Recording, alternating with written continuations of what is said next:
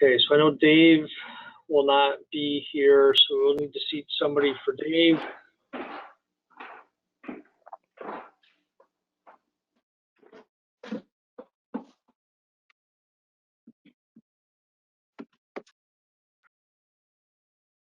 All right.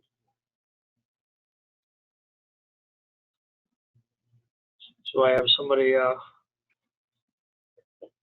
make a motion to seat somebody for Dave.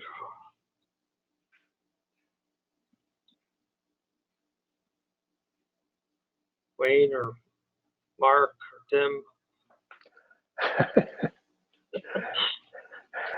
Or name and name. You want me to nominate myself?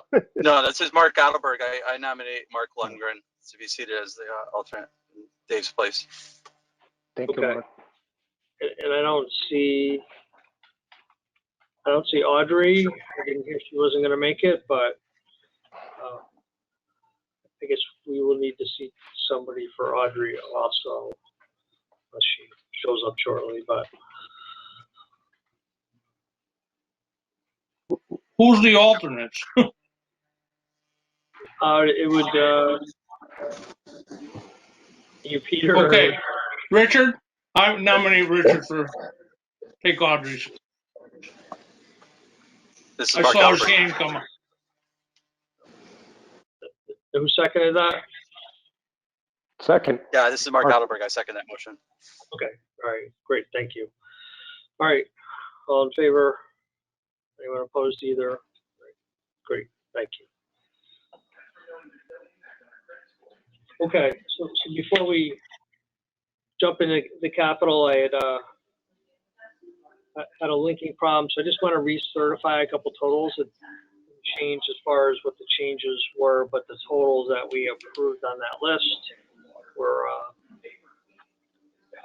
not the correct totals. So for the finance department, the correct total with the salary changes was 142,009.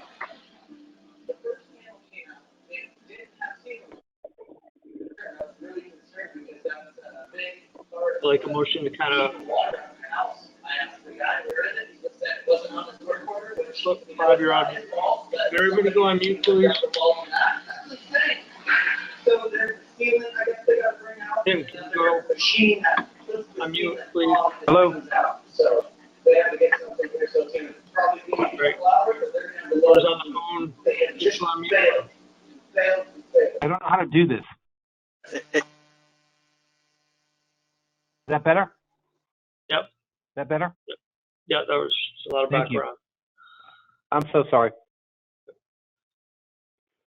Okay.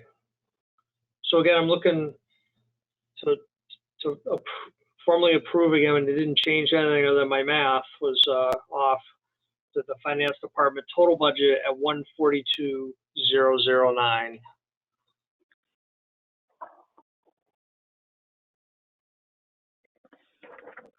And again, I'm just referencing what was on that sheet. So what was sent out, that would be the number that you would see.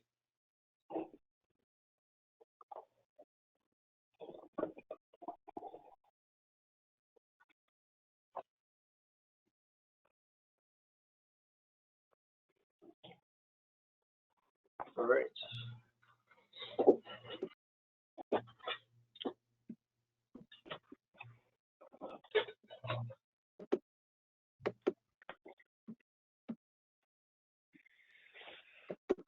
All right, could somebody make a motion?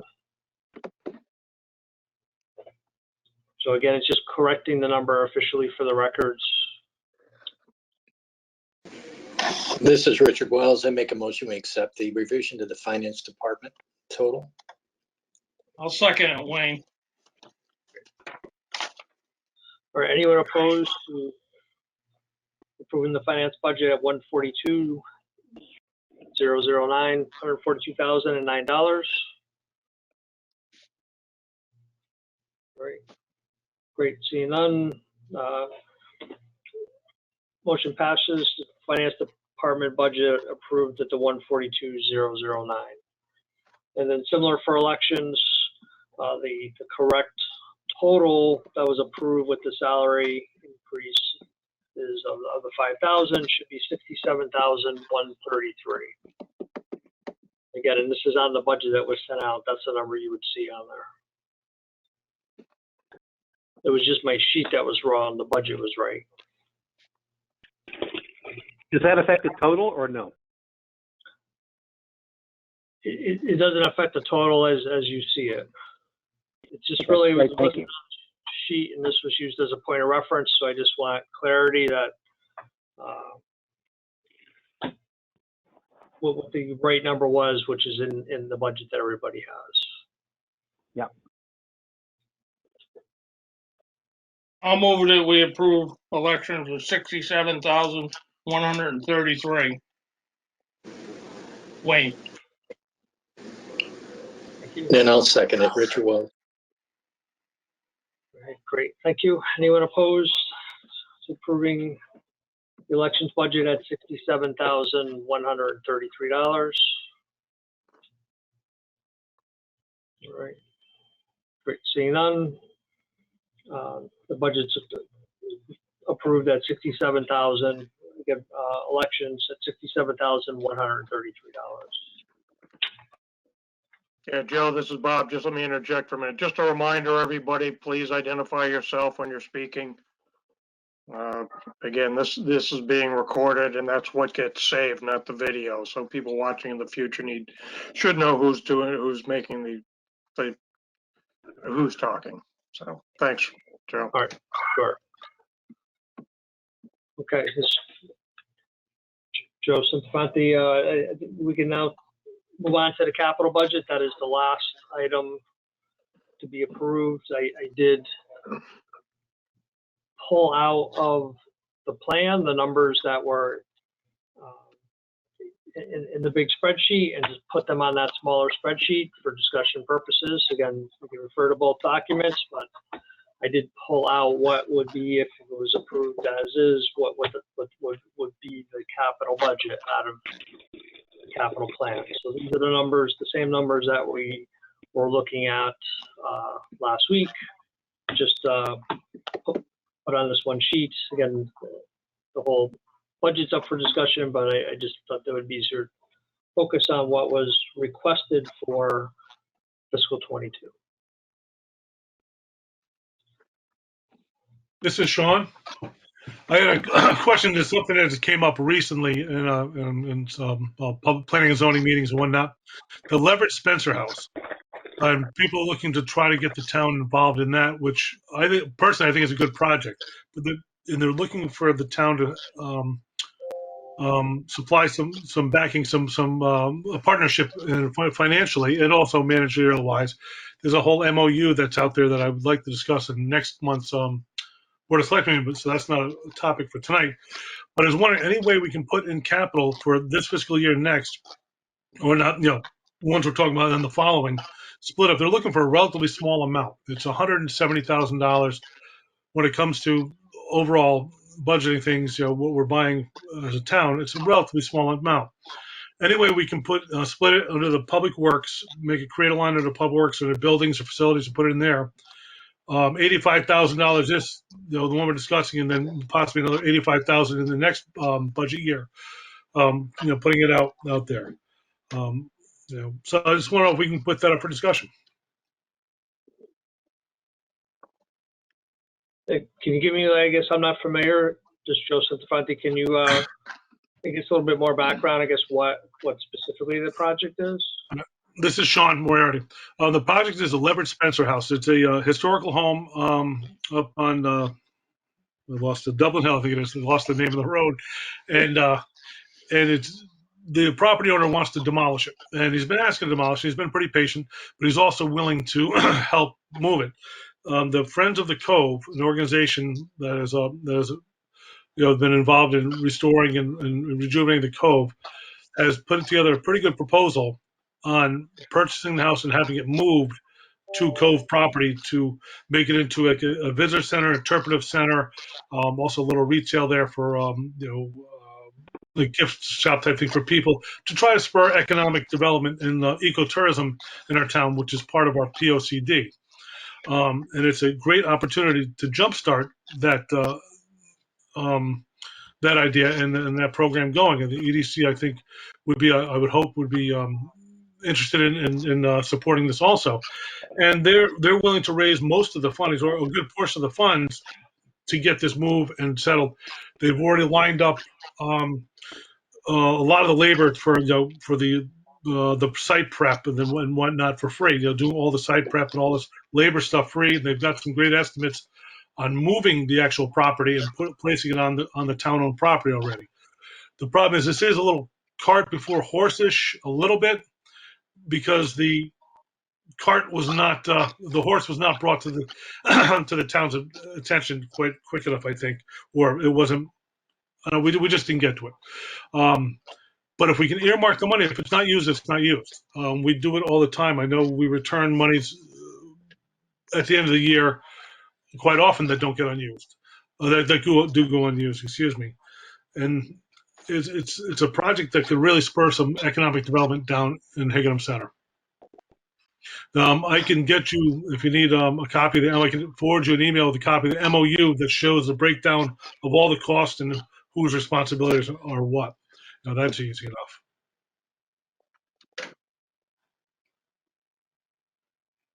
It's spread over 2 years. $85,000 is very little in a capital budget. Or 170 spread over 2 years, excuse me. This is Mark Lundgren. May I address that? Sure. I think this is a premature request. If this organization, which is new to me, has all their ducks in the water, they can come to the Board of Selectmen at any time and get their approval, and the Board of Selectmen can send it to the Board of Finance for a special town meeting as funding is required. So I don't think we should even address it in the budget at this time. Secondly, I thought it was pretty clear that there wasn't going to be this kind of development at the Cove at all. So I'm kind of wondering where this idea sprang from. And thirdly, the house is not the antique that everyone seems to think it is. Thank you. This is Sean. I don't want to argue with Mark about semantics, whether or not it's an antique. It is actually one of the original homes for the workers from the old mill. So yeah, it does qualify as being an old home. And as for, I don't have the background on whether or not this type of development was planned for there or not, but it is a phenomenal opportunity to make this a gateway to all of our natural resources. The Swan Hill area, the trails, we can link it into the reservoir. We can get it down to the Cove. It is a great gateway opportunity. And I do know the MOU was discussed with Selectman McGarry back in January, I think it was, and unfortunately it just hasn't been brought to a full board, which I do want to bring for next month's discussion.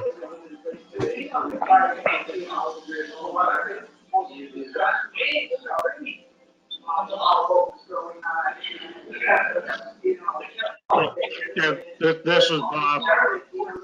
Tim, Tim Tarrant has been bringing the various estimates to me from time to time. Tim, does an 85,000 split over 2 years work for your plans? It's a little hard hearing whatever's in the background, but yes, I am here. It's Jim Duran speaking. And Bob, thank you, and Sean, thank you, and Mark, thank you. The answer is yes. What we tried to do, and Mark, listen, this has not been anything to be anything but transparent. The thought was, could we do something to jumpstart, catalyze our efforts to make our plan of development and conservation real? And this was an opportunity using a piece of architecture, a building that existed. I have not, to be completely honest, Bob, I'm transparent, I've not gone back to anybody since we spoke in January to reassess costs. I believe they would be real costs, realistic. I also believe that based on some of the responses we have heard from folks in the town, there might be more money that we could generate than we thought we could, that we could do things faster. And Mark, I apologize because you're not aware of this, but what we tried to do in the memo of understanding, for lack of a better description, was lay out a multi-year plan that says this is not something that we would do and think that could happen overnight. But I think like anything we would do in Higginham, Haddam Neck, these are plans for the future, and no different from what I think East Haddam is trying to do with their area, and they have a much bigger project, God knows, than we have yet to sink our teeth into, but a thoughtful one that should be transparent to the town. And if anybody would like to know more about it, I leave it up to the selectmen to say how much sharing they would like to do. I think it should be public, whatever. I can tell you there's lumps in the memo of understanding because it should be something that is massaged over time. But if we act on this, I think we have an opportunity to save a historical house and use it for something that the town is known for, which is look, Essex is a maritime town. Chester wants to be an art town. What is Haddam? What is Higginham? We made things. We made boats. We made hose. Why not celebrate that? Why not make people learn about not just how beautiful the property is, but how the town is and how amazing the waterways are, which is what the Cove allows us to do without any acquisition of property. Just we own it. That's why we bought it. We bought to save it. And then to add the notion of making this a place where people who are interested in things about New England and cultural heritage. I mean, it was what, 1685, 1716, about when the first grist mill was put there. It's pretty remarkable. So that's my story, and I'm sticking to it. This is Sean. There's actually one thing to Mark. Why the cart in front of the horse thing? Part of the problem is they approved a demolition permit to go forward September 1st.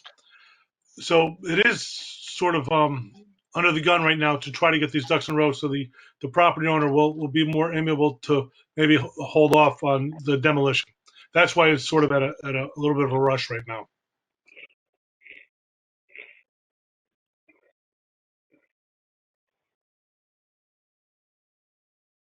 Also, do you mind if I talk real quick? Go ahead. When you look at the charrettes we've done and other things, there's clearly an interest in town and this town in having developing some ecotourism to and access to Swan Hill, access to the river, access to the reservoir, with Higginham Center, tying it all together. And the Cove is really a big part of that. It sort of has a linkage to all those areas. It has a lot of historical importance in town, especially as a manufacturing base. It also, from the Cove, you can hike to Swan Hill, you can get to the river, you can get to the reservoir, you can do all those things. You can get on bike trails, things like that. So it could serve as sort of that focus that was really popular idea in our charrettes around developing Higginham as an ecotourism place. We don't have the architectural charm of Chester or Essex. We don't have a city feel of Middletown, but what we have, like Connecticut has and like Collinsville has, we have really gorgeous natural resources around us, in a way that few towns in Connecticut have. And ultimately, we need to get people to come here for commercial development. We can't get developers in Higginham, partly for sewer reasons, but partly because there's just not a lot of foot traffic.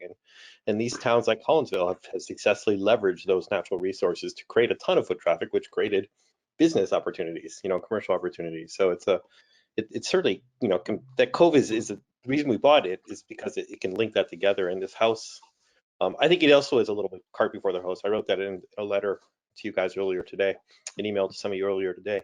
But the problem is we're a little bit under the gun because the building, before the end of the year could be demolished, and instead it becomes possible of getting it donated to the town if the town can move it into serving as part of that, experience at the Cove for tourists. This is Mark Lundgren, if I may. Peter, Sean, Tim, I understand where you're coming from, but the town has historically gone by the procedure, and I don't see why we should shortcut the procedure of going through the Board of Selectmen, having a public hearing prior to spending this kind of money. And that's part of our character of a town. And to come in at the last minute for a sizable amount of money to put in the budget, when quite frankly, I'm looking to cut the budget. I just can't support you because you're making an end run when we should be going down the center of the street. Thank you. This is Kate Because I'm the Anderson. guy I'm who going to did jump. this. Go ahead, Kate. I'm sorry. Oh, thank you, Tim. This is Kate Anderson. So I guess I have a question for Joe. So Joe, if this proposal doesn't make it either get approved or denied tonight, like what happens? How, I guess my question is how, up until what point do we have to make the decision to add this to the budget before we get cut off? To the capital budget, I should say. I think the budget's going to be set tonight, but that being said, I don't think that closes the door on that opportunity. Again, there's other ways to accomplish it. Once we have better information or more information or whatever. So again, because of what we have in capital unallocated, there's still an opportunity or whatever's happening with the current fiscal year. Like we've had positive results. I don't. Certainly, if it's not in the budget process, it doesn't mean if that opportunity is there and everyone has the opportunity to look at it, that we can't do something. It would just be subject to town meeting. But it doesn't close the door on the opportunity. But it would be a town meeting, right? Yeah. Yeah, this is Bob, Tim, and for all of you. If for no other reason than that's real property we're acquiring, that requires a town meeting to approve. And Joe, this is where I think you just came from on your last comment. If it's not in the budget tonight, if it's not in the budget that's approved at the town meeting, it is still, there's money in the capital unallocated that could be used at a later time pursuant to a town meeting, which we'd need to buy the property anyway. So not doing it tonight doesn't close the door on anything. And frankly, I've gotten probably about 24 emails of support for this. I think it's going to need a wider support base, and there are some questions, technical questions about the project. I think that a little time will allow to be developed further. Like, for example, how much, if anything, will have to be changed on the building to meet fire code, some of which can be waived, but that's a state decision. That's something we should know before we absolutely commit to funding. And Bob, you're right. I'm sorry. I don't mean to. I apologize, but I just want to make sure that a couple of thoughts are said. Mark, nothing here was meant to be non-transparent. We tried to go through protocol, and frankly, it's just a question of everybody's very busy, and this was not the highest priority in life given COVID. So, it didn't get to a conversation with the BOS, let alone the BOF, until tonight. As Sean noted, the only reason why it becomes more immediate is because there is a clock, if you will, ticking on what we decide to do. And I think, as everybody has said, yes, more discussion should be had. In fact, that's the best thing that happens, a more public conversation. And how do we do this in the best way if people believe? And I guess you have to stop and say, okay, this group tonight, do we want to go forward and say, do we want to save a building and use it as a stake in the ground for creating a place for us in history and in the future using resources we already have, which is the Cove? And that's the question. And yes, all the rest of it can happen, and it should be more transparent, God knows. And let me tell you, having been a significant contributor to the original thoughts of the memo of trying to get the Friends of the Cove together, it may be really bad, and maybe it needs a huge amount of work. All we wanted to do was to say, maybe this is an opportunity for the town. Enough said by me. Sandra Olson, Haddam Neck. I agree. We have seen historical structure leveled because the funds weren't there either from the owner or the town wasn't, just to delay this guy from destroying it before we can, bring it to the town and make a decision, get the ducks in a row, get your facts, whatever, and be able to present, what is this? What are we trying to do? Why are we trying to do this?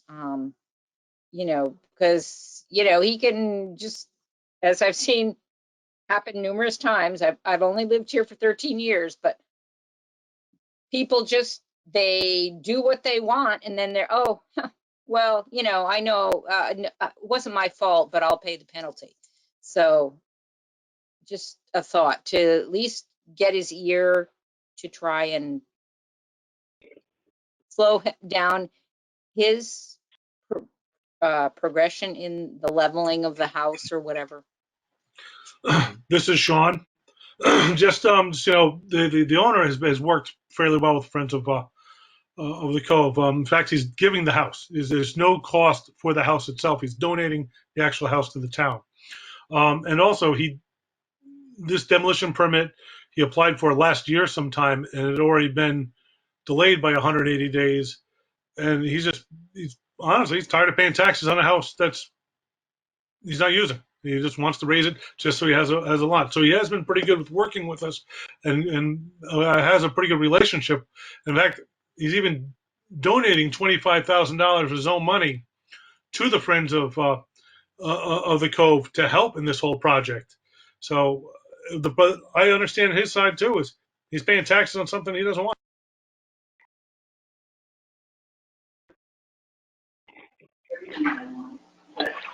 Mark Lundgren again, if I may. I hear all of you, and you probably have a great idea. I don't know, because this is the first time I've heard of it, as I'm sure most of us are hearing it for the first time now. But this is the wrong venue. The Board of Selectmen can move quickly, and I know Joe can also move quickly as far as calling meetings. So I don't think timing is necessarily the enemy that we have right now. So why don't we, go by the rules? Thank you. This is Kate Anderson. I personally, I don't, well, I'm not Board of Finance, so I don't have a vote.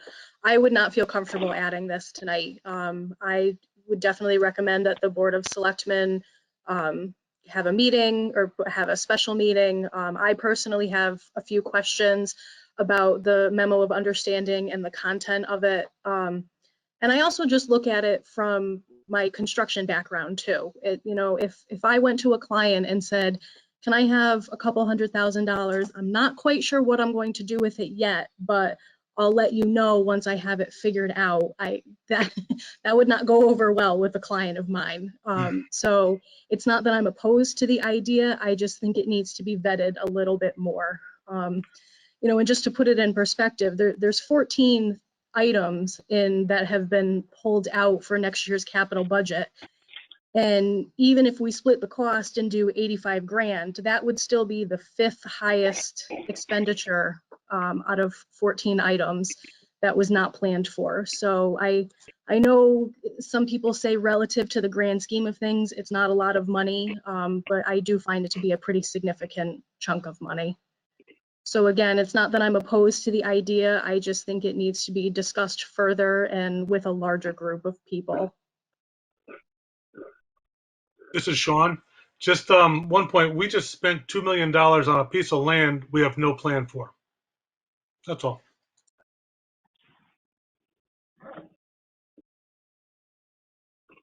This is Kate Anderson. Sean, what land are you referring to? Rossi property. There's absolutely no plan for that use of that, but we're going to buy it.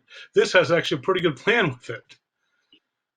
This is Kate Anderson. I respectfully disagree. There's been quite a well, first, we haven't purchased it yet, and second, there's quite a number of studies that are going into it before it does get purchased. I understand what you're saying, but there's no solid plan what to do after it's purchased. So, but anyway, I understand what you're saying, and I agree that this needs to get fleshed out more. But I believe we can set aside money and still go ahead with the town meeting. If the town decides not to buy it, then the money stays in unallocated, unspent. You know, that's all. It's but we'll bring it up to the Board of Selectmen and we'll see what happens.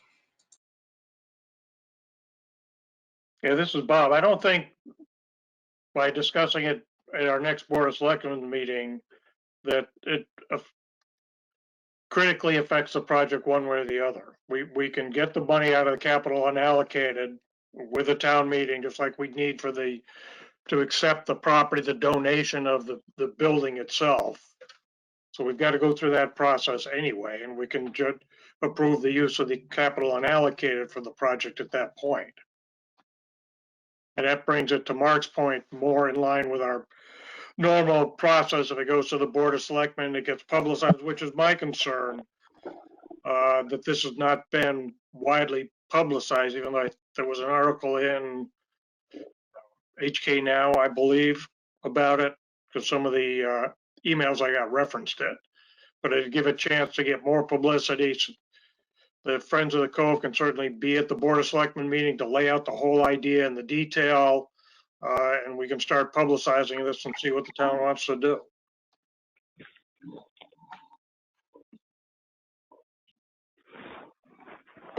Okay. So what, I think if we could kind of go over what's here and kind of move forward with that, and then we can figure out what we're going to approve. But if anyone has any comments or any discussion on what is here. So there's a total of, again, the request at 778,000, you know, none of the town aid road. Is there any questions or comments on what, you know, what's been requested? Any discussion? I think we mentioned the swing bridge, why that's on there last week. Is there any other comments? I think I gave a perspective that the number changed slightly, but it's just under a $500,000 increase if we added 300 to the 425, which still would put us a little bit short of this. So that's just our perspective, but I have a question, which is there any of this which is duplicative with which was allocated for the 2021 budget that did not get spent? there's nothing duplicative in any of this. Okay. So do you, I guess, I will speak as a I don't know, to say what I still have a challenge understanding is how much do we think at the end of the year we want to allocate to the capital budget, and how much will be a remainder from the operating budget that will fall into the capital budget that was not spent. And I guess at some point, given that it is now the middle of April, we should be closer on that. Because when I look at the lovely report that Ann was kind enough to resend me because I couldn't read it, as I was looking at the unspent, the unallocated capital budget, there are significant numbers we have not yet trued up or footed, if you like that, for this year for money spent. And I don't know where we are left over with, and I suspect there will be significant residual that was not spent this year. I find that a little hard. Not that I won't vote for anything tonight. I just find that in the future, just for the record, we should be a little closer at the end of or middle of or end of April at knowing what we're going to spend and what we're not going to spend for the year. That's Tim Turan. I'm sorry. I apologize for not being specific. Mark Lundgren, to Tim's point. To Tim's point, this is Mark Lundgren. It does seem to me that is there some house cleaning we can do to that 2021 capital plan? Because some of these trucks that I thought we had purchased long ago, and there's little balances of like $2,836, and another one was $2,954, $1,229. I'm thinking that those things probably those lines ought to be closed out. Thank you. Sure. Yeah, I mean, that shows the funding. That is a review that happens, but that's not part of approving this Yep. capital expenditures. That's an independent process. Yep. And that will Okay. get done at some point before the end of the fiscal year, but. Right. Thank you, Joe. This is Mark again. If I may, Joe, to take you up on that point, I failed to print out the latest, that little short piece that you sent us, and I apologize. But did I read it correctly when I did read it, that the Haddam Volunteer Fire Department Station 2 roof siding, windows, and doors may have changed from the 200,000? Yes, right. Based Okay. upon our discussion, we put it at 50 to kind of, again, see what needs to get done. If I may, can we add to that description tree and stump removal, roof and siding cleaning, and at this time, I would like to volunteer as a clerk of the works if the town would go for it, because I've talked to a lot of people about what can be done there. And so I've got a number of names that I can get prices from. So I'm just doing that as a volunteer. You don't have to take me up on it, the Board of Selectmen. Thank you. Mark, I'd be hard pressed to ever turn down a volunteer. Well, thank you. It's just that I visited it with a couple of contractors, and I feel I'm on solid ground. Well, Mark, this is Bob. Yeah, we talked about this at the last meeting when we did drop it from 200,000 to 50. And really, step one is to get a good evaluation and go forward. So certainly the tree removal you mentioned can be folded into that, or at least evaluated. But we do have some repairs there that I'm pretty sure are going to have to be made, hence the 50,000. Oh. Wow, that's major repair.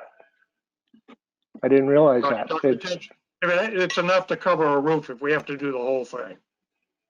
If we don't have to spend it. This is Bob, by the way.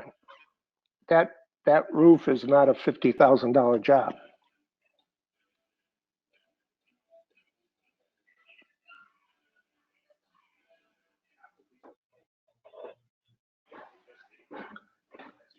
Okay. Anybody else have any comments, questions?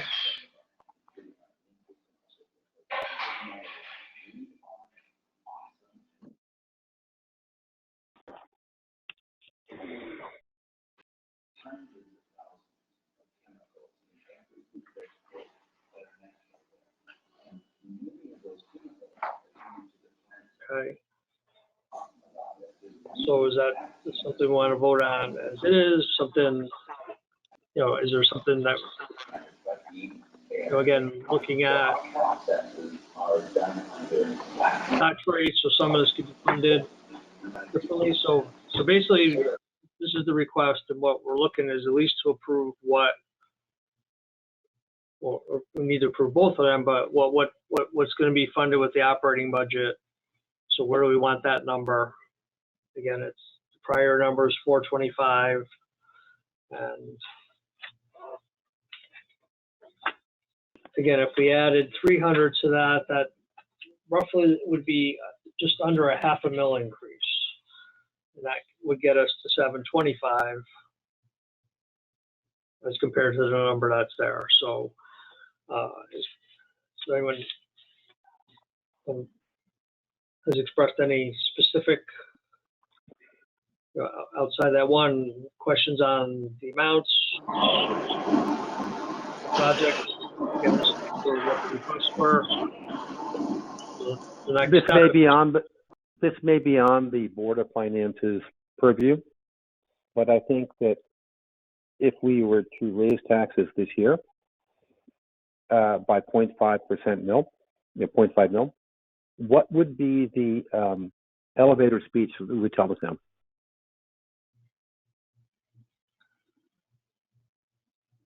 I think looking at the capital plan and what needs to be funded over the next 10 to 20 years is really what we're looking to put a dent in. So at some point we can get to a more level capital funding, avoid issuance of debt for certain things. So it's more of that capital plan that we have in front of us, and those millions of dollars. If you look at some of those years, the requests going out, they're $1.3 million, $1.4 million, and then so it's just kind of keeping up with the needs of the town and not keeping pushing it down the road, which had happened the past 10 years and kind of put us in a difficult position. So incremental. I guess what I would, I guess, Joe, I think that's terrific. I think that's what, we need to work on that speech, but I think, is it a function of increases in debt service or increases in investment? If it's investment, I think we need to be specific, only because we live in a town that's very volatile. And I think raising taxes, as you know more than I do, because you've been doing this a hell of a lot longer than I have, creates a lot of angst. And so I think more specificity is better, and something that we could point to that is acceptable by all would be best. Right. Well, if you look at what the big numbers are, the education budget is up 153. So we're looking at, before talk about the 300, it's up about $400,000. So there's some things that costs just go up, and I think for perspective, we haven't had a tax increase in 4 years, and you can take a look at how many other towns were able to accomplish that. But I think some of this is investment. The swing bridge, some of the things just need to be replaced for efficiency. Some of the stuff is just staying up at repairs and maintenance and not pushing it down the road. So it's a I'm not combination just of a lot of things. I'm looking for the optics.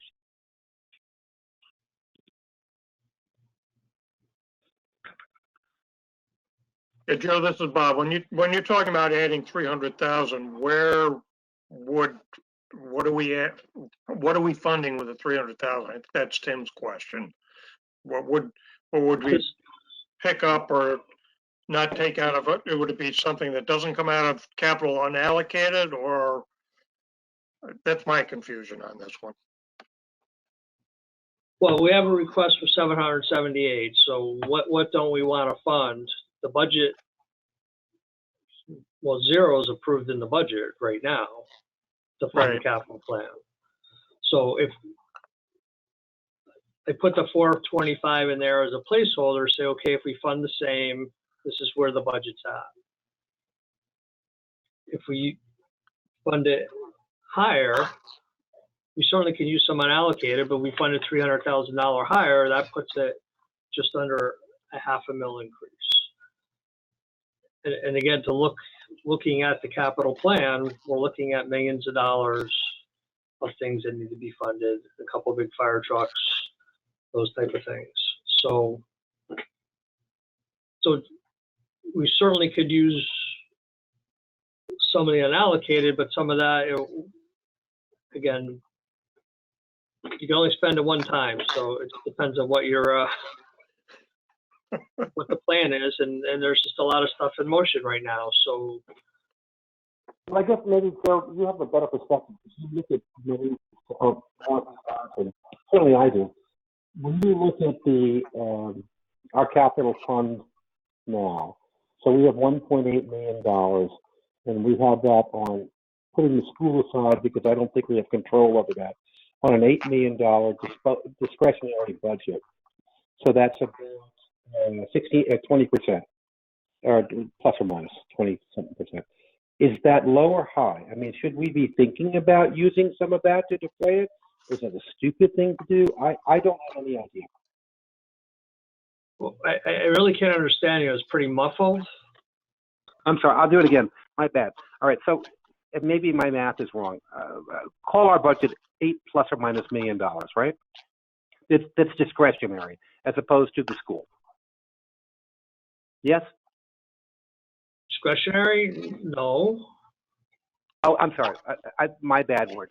Non-school related money spent by the town that we actually can decide to spend up or down versus the school, which frankly we're contractually obliged to spend by. Yes? Correct. We get to approve this piece. Okay. So we get to approve this $8 million. We have $1.8 million in unallocated capital investment potential in our capital fund. To be more specific, I apologize. So that is on $8 million, approximately 23%, 22.5%. But we'll call it 23 because I'll round up. Is that a good number or a bad number? Could we use money against that to avoid doing the increase in the mill rate, or is that a stupid thing to do? I ask that question only because I don't know the answer to it, and I'm just trying to figure it out because I'm just not smart enough to know. Okay. So this becomes opportunity cost, and we'll go back to the Rossi property. So that's an opportunity. This other project is an opportunity.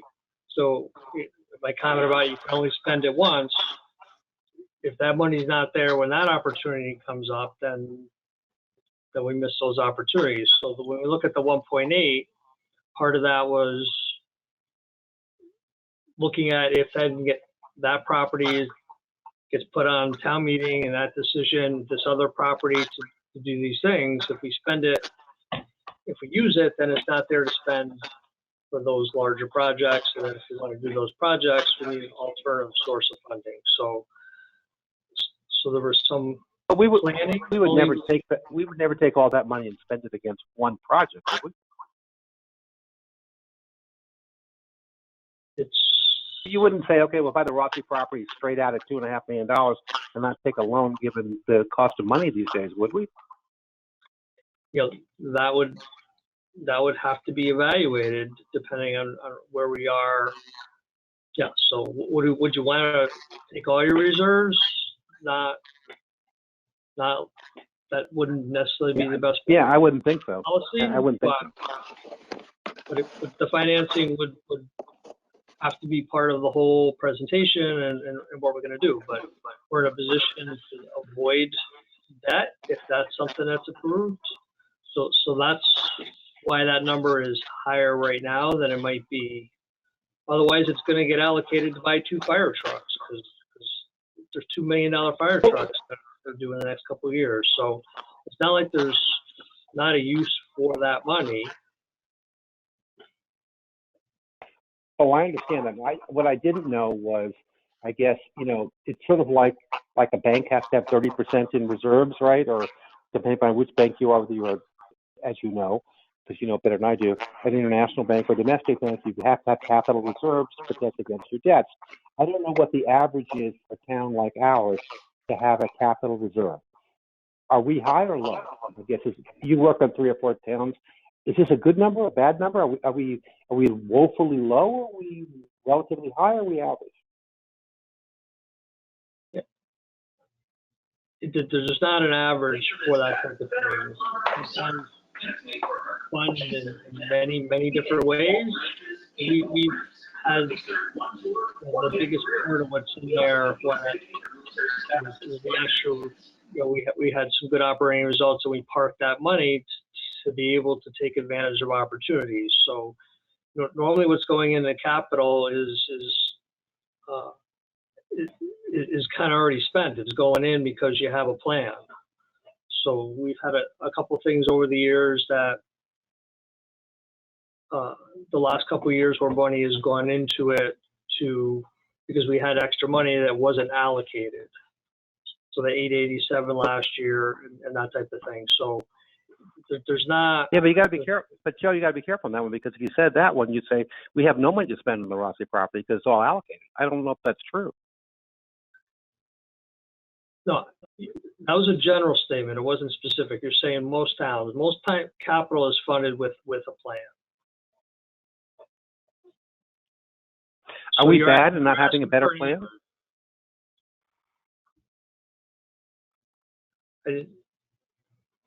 We have. I'm a little. I guess I'm confused, and I don't want to derail the conversation. I apologize for taking up this, so I'm going to be quiet now. At some point, I need to understand this better, because I'm a little. I am confused, and honestly, I'm new to this board, so I apologize. I'm just trying to figure it all out. Yeah, it just comes down to financing. We're in a good position now, but you're asking for a standard. There's no standard when it comes to capital. Every town is different. Every town is unique. How they fund it, whether it be bonding, funding some currently, that type of thing. There's not a standard way to do it. So Thanks. Again, sorry for being extending this meeting longer than we should. My bad. I apologize, and thank you, Joe. sure. This is Sean. I think there needs to be maybe a distinction between our fund balance, which is not part of the budget, in the capital budget. I think there may be a distinction need to be made there, but money in reserves that's in the fund balance, like which what bonding agencies and whatnot will take a look at to see what your credit ratings are and what percentage are we at in the our fund balance now? I think it's gonna end up at 16. Excellent. I think that might be where the confusion is. As opposed to capital not allocated is completely separate from what our savings is. I think that's probably where a little confusion is right now. Okay, right. There's a benchmark for that side, but not the other side. You're correct.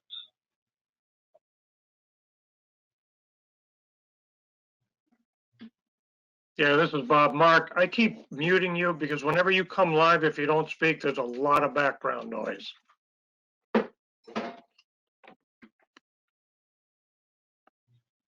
And Joe, to my earlier question, if we add 300,000 to the budget, it would reduce, I'm looking at the spreadsheet you sent out that you referenced earlier with just the proposed capital budget for this year.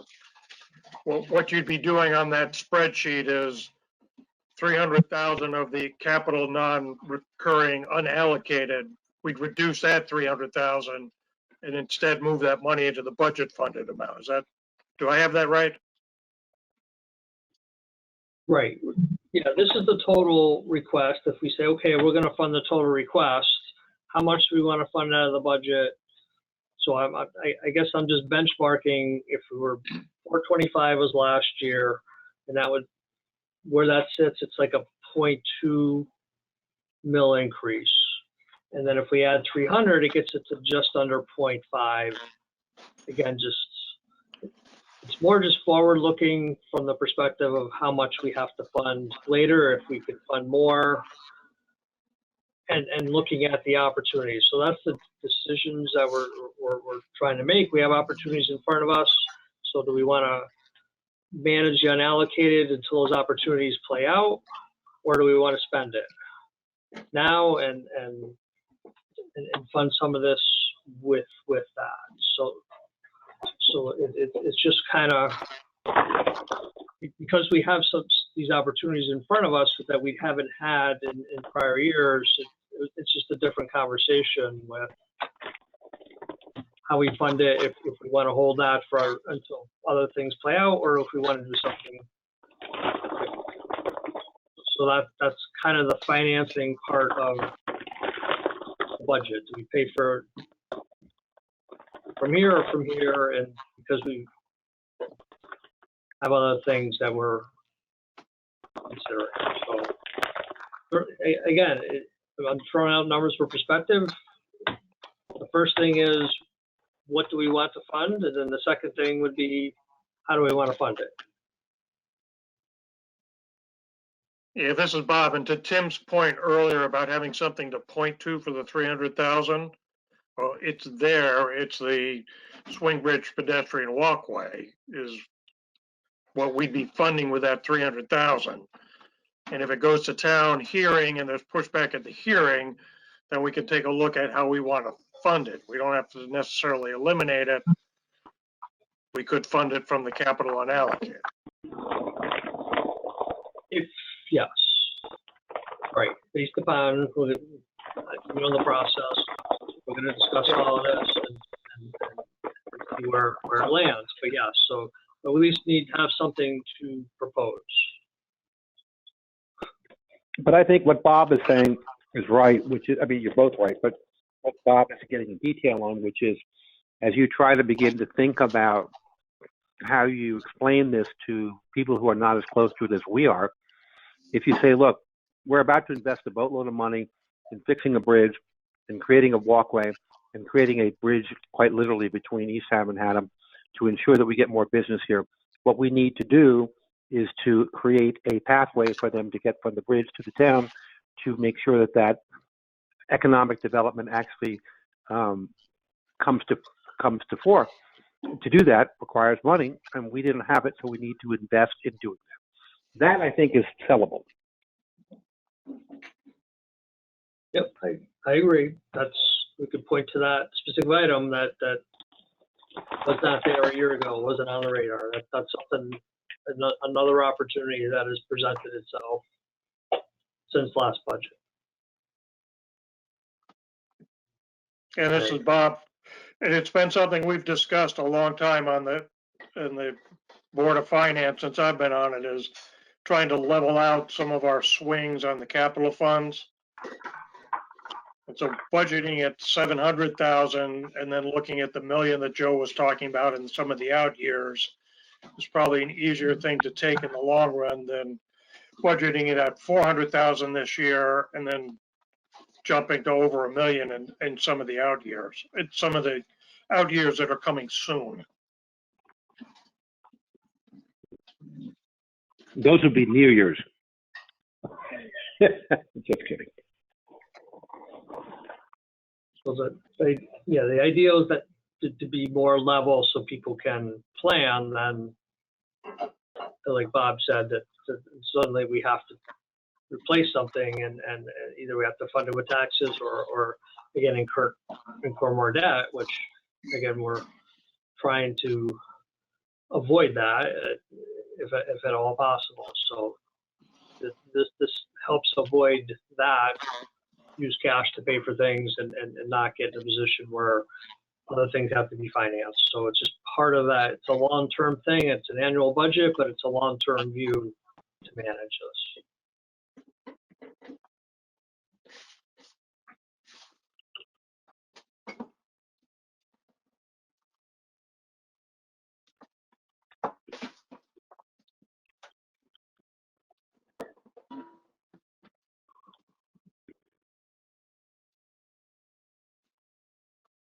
Anyone else? Mr. Chairman, I make a motion that we accept this capital plan as presented this evening. Okay, thank you. This is Wayne. I'll second it. Okay, thank you. Does anyone opposed to approving the capital budget at 770? Well, the capital, I actually it's at $1,021,991. So we would be approving the total. 243,741 is funded with a grant. 778,250 will be funded, which is, I guess, our next conversation. The total funding we need to approve is the $1,021,990. Anyone opposed to approving? And we will take 353 from the existing fund and add 425 in the current budget, correct? Well, 353 is from the CNR unallocated existing funds. The 425 is new. well, the 353. That's the second conversation. That would be if we didn't use, if we didn't increase the general fund by 425. So I put this so for discussion purposes, it matched the 425 that was in the budget. But if we increase the 425 to 725, again, that 300,000 we're talking about, then unallocated would fund 53,250. This is Bob. Can I ask for clarity's sake for the motion, is the motion that we approve funding the projects that show up in the description line at the amount and the amount to be funded on the sheet that Joe provided on proposed capital budget? So it's those 14 projects that total out to $1,021,991. And then step two, Joe, was to talk about where that money is going to come from, how much is in the budget, how much is grants, how much comes out of unallocated. Exactly. So if Mark, if your motion was on the whole 121, I don't know if that's what, just to make sure that was. That was my intention. Yes, Okay. and that, Mark Lundgren. right, Thank you. and I agree, Wayne. Okay. So anyone opposed again to authorizing to spend the $1,021,991 on the project listed as amount to be funded? Okay. Hearing none, that passes. So this would be our capital budget. Now, again, funding. The way I laid this out was just to use the same 425 that was already there. So the 243, 244 is funded with grants. And then the decision then again, the 425 is in the budget. You got highlighted yellow, not approved. So what number that? And again, that's where I was giving you the perspective of additional 300, then would change just to 725 and reduce this to CNR. The impact is from about 0.2 mils to like 0.7 mils. So it would be 0.7 mil increase, which is 1.49%.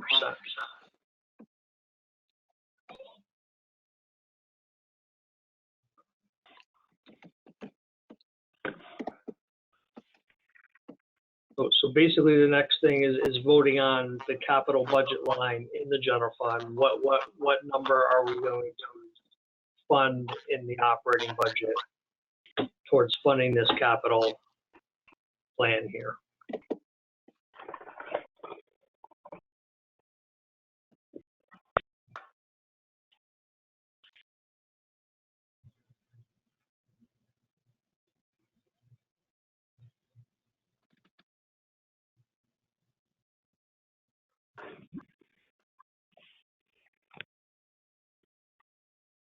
Do we have any, again, I hate to ask the questions I keep asking, so I apologize, but any idea what will be surplus in the budget this year that might offset this if we want to do that? I don't know that we have a projection. So and I think we got to fund from known monies, just from funding. Again, that allows us other opportunities, and that would be for future items. The other items that we discussed, it would create opportunity for that, but I think it makes sense to fund this from what we know we have. I mean, not to be a naysayer, but there's $1 million. I'm still looking at it. When I look, thank you, Ann, for sending those reports again through. There's so many numbers, and again, I know we're not good at truing up to numbers spent based on what has been contracted to date, based on where we're at. But you look and say, all right, so it's 6 months, maybe 8 months since we finished the Depot Hill Bridge, and there's $1 million not spent. I mean, it's very hard to say, okay, maybe there's a way to use surplus to offset mill increases for folks. If we thought we had a boatload of money, that all of a sudden would just all of a sudden go to the unallocated capital fund of 1.8 to, I'll make it up, 2.3 this year because we didn't know. And so I'm not being difficult. I'm just trying to figure out how can we be more respectful of helping folks not have an increase if we don't need to give it to them. And maybe there is no answer, and maybe I'm being naive here. Well, as we discussed, that capital plan has $15 million of stuff that we have to fund, so there is no extra. So if there's money available, there are $2 million fire trucks, there's additional roads, so what we're trying to do is level. So there isn't extra. We could spend that $1 million at 1.8 tomorrow funding things that are already in the capital plan that we know we need to fund. But that's not my point. My point is what's left over from this year, I guess. That's my question. May I, Mr. Chairman? Mark Lundgren. Every budget year after the vote, the Board of Finance has a special meeting and they say, well, we got to set the mill rate. And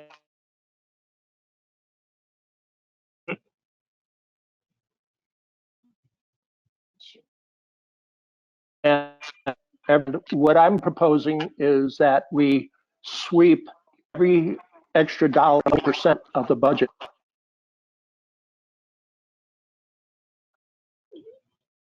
I didn't catch that, Mark. Can you? Yes.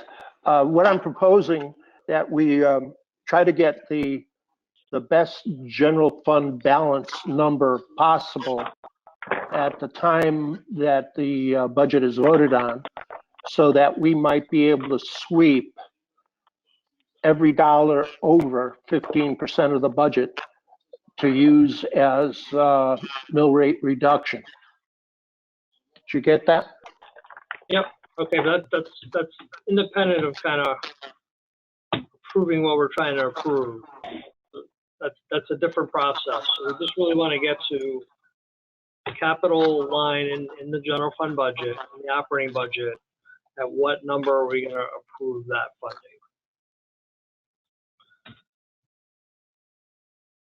So what's sitting there is 425. The perspective on 300, it could be a different number, but we just agreed to spend $1 million on these projects. And 243 is funded with grants, so that leaves the 778 that we have to fund. At the risk of, it's Tim again, at the risk of paraphrasing for Mark, is there any way you say, okay, we think it is now the end of April, we have 2 months left of this year, or 3 months left this year.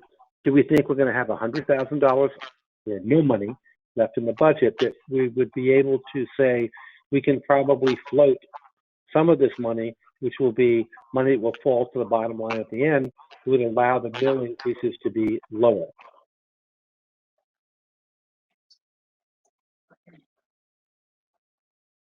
That would be an estimate, and I'd rather fund the budget on no numbers. Again, with $15 million in capital, there's not any extra money. There's nothing. There's other things that have to be addressed. So everything is timing. So like we talked about, this is a level way to do it versus next year the mill rate goes up 1.5 instead of 0.5. So there's a strategy to kind of some of this funding versus just to short it, because the capital items are not going away. I don't mean they would be. There's more a question of it's the other side of the ledger. It's where the money coming from.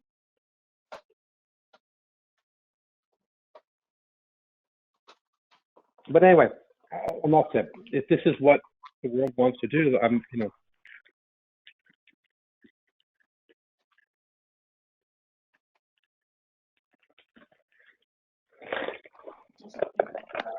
So Joe, this is Wayne.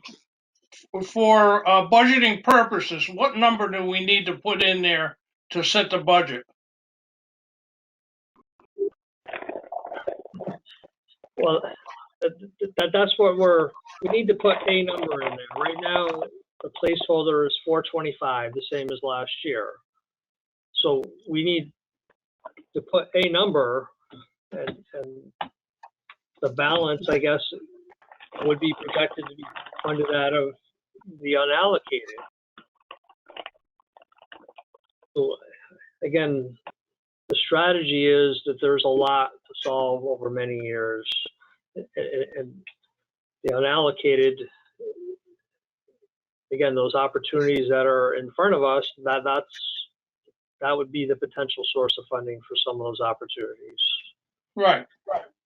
Or those fire trucks that need to be done, because if we have to buy $1 million fire truck in 2 years and we haven't saved for it, then the mill rate is going up substantially to be able to do that, or we're going to have to incur debt. Right. So we need to bite the bullet and fund this.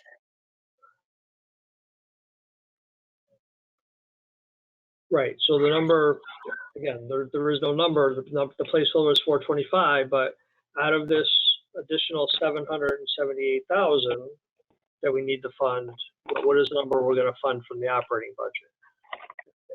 I just picked 300 probably because of the number was there. It was a nice round number, and that using 300, that would require a mill rate increase, again, subject to formal approval when we go to set the mill rate, whatever that discussion is, would be right. a 0.47. So right now we need to fund 750,000. That's right. The 400 plus the 300, right? The 425 plus the 300, or so it's 725 we need to put in the budget now for replacement, right? 778, 250, right? Well, either number, but we need to fund something. So 300 again indirectly was my recommendation. That was a reasonable, resulted in a reasonable mill rate increase. And almost every single client has some sort of mill rate increase because everybody held the line last year best they could. But capital, again, just from a long-term view, it doesn't do anyone any good to have the mill rate spiking because we didn't think so. That's the strategy in saying, okay, 4 years of no mill increase. We need to address some of these capital items so that they don't become bigger issues down the road. So that's the strategy that's here. So 725 makes sense. It could be 700. It just. Well, I'll make a motion that we approve 725. Okay. Thank you. This is Mark Heidelberg. I second that motion. Thank you. All right. Is anyone opposed to approving the capital budget, general fund operating budget, the capital line at 725,000?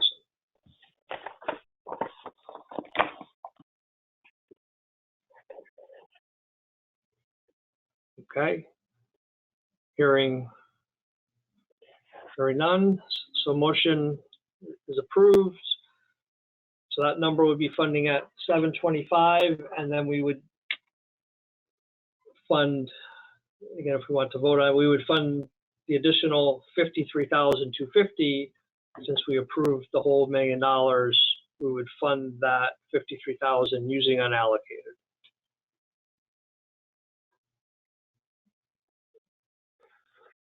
So that would be the result of that approval.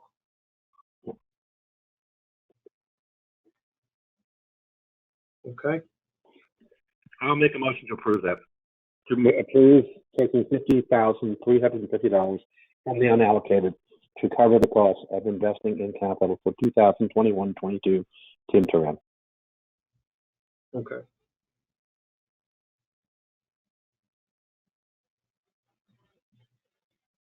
Well, Wayne, I'll Somebody second it. second it. I did, Wayne. All right, great.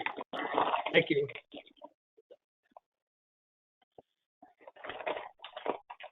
Okay, so that was item 4. Does anyone else?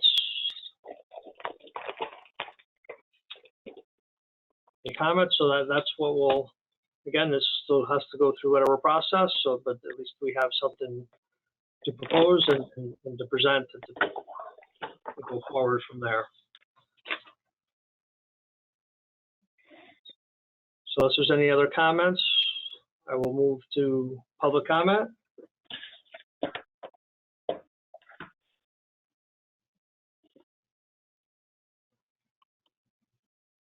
All right, anyone have any comments? Okay. Hearing none. Need help with item 6? I would like to make a motion that we adjourn the meeting if we are happy with what happened today. I would like to second that motion, Mark Lund. All right, great. Thank you very much, everybody. Right, I would like I'd like to to comment, say- happy or not, it's time to call it a day. Good night. Hey, thank you. This was a tough one, man. This was great, Joe. Thank you, and thank you, Bob, for shepherding us through.